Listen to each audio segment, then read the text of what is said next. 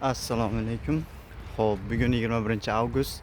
Germaniyaga 1,5 yil bo'ldi kelganimga. Mana bir pasda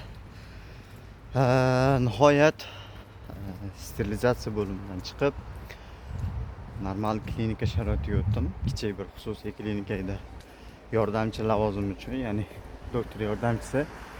Bizdagi hamshira yoki shunga o'xshash lavozimga ariza topshirib, o'sha yerda bir kun ishlab, men o'zim ularga va ularning klinika hamda jamoasini ko'rib, ular menga yoqmasligini tajriba qilib ko'rdik. Bugun shunaqa kun edi. Birinchi kundan keldim, boshqacha hissiyot, 1,5 yil yerto'lada ishlab va hokazo. Faqat temir tersak bilan ishlab turib, odam bilan ishlash uchun keldim. Demak, ertalab 8 da boshlangan kunim boshqacha kayfiyat, boshqacha motivatsiya bilan ajoyib boshlandi kun. Doktorlar, o'sha vrachlar, MFA'lar, ya'ni o'sha hamshiralar deylik, hamshiralar bilan birga tanishdik. Ertalabda tanishib, dastlab doktor yonida o'tirdim. Bemorlarni chaqirib kirdim, falonchi kiring. Undan tashqari ozgina muddatdan keyin bog'lovlarni almashtirdik.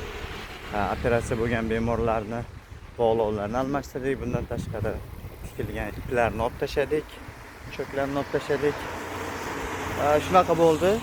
Tushli paytigacha juda ham zo'r muhitda o'tdi. Kun dahshatli darajada emotsiyalarga boy bo'ldi. Birinchi bemor qabul qilishimiz o'zi emotsiyaga, xotiraga boy bo'ldi. Nimagaki o'tiribmiz, doktorni nimadir esdan chiqib qoldi, Analena.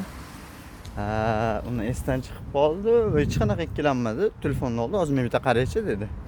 Google'ga kirib, o'ziga kerakli ma'lumotni qaradi. Qo'shlarimiz o'ziga kerakli ma'lumotni qarab, shunchaki bemor bilan, yondagi hamshira bilan, men bilan maslahatlashib, shunaqa bo'lsa kerak deb. Ya'ni birinchi bomba. O'zi buni bilardim. Hayotiy tajribada birinchi marta ko'rib, zo'r emotsiya bo'ldi, zo'r tajriba bo'ldi. Ya'ni doktor uyalmasdan, bilmasa shuni so'rayapti. Bu birinchi tajriba bo'ldi. Tushdan keyin operatsiyaga kiradigan bo'ldim. Operatsiyada O'zbekistonda unchalik qatnashmagan, operatsiyalarga qiziqmasdim, qonni unchalik xushlamaгаnim uchun, lekin bu yerda operatsiyaga kirasan deyishdi, yo'q degim kelmadi. Qatnashdim. Demak, qo'lda kichkina operatsiya bo'ldi. Xo'p, qari yoshli, yoshi katta qariya ayolda, demak bo'g'imlarda qiyshayish bo'lgan. Shuni to'g'irlash uchun sun'iy ravishda kirguk yo'l bilan amalga oshiriladiganida kirib, operatsiyada assistent bo'ldim. Vrach assistenti sifatida qatnashib, yordam berib chiqdim. Emotsiya dahshat. Birinchi kun uchun juda ko'p emotsiya bo'ldi. Yangi do'stlar, yangi tanishlar, o'zim bemorlar bilan gaplashib, ularni qabul qilib va hokazo va hokazo. Juda zo'r bo'ldi. Aytmoqchi bo'lganim, hamma narsa o'z vaqti bilan ekan.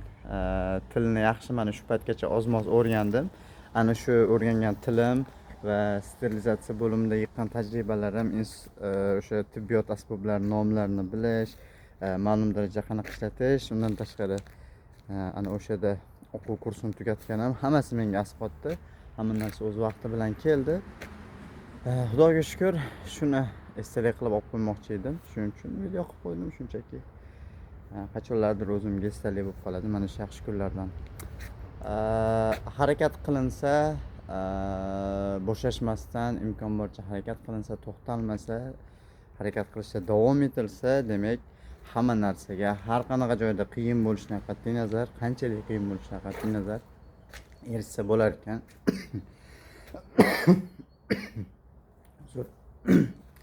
Hammasi asta-sekin, bosqichma-bosqich, o'z paytida, o'z vaqtida o'ziga yetib kelar ekan. Hammaga rahmat, omad.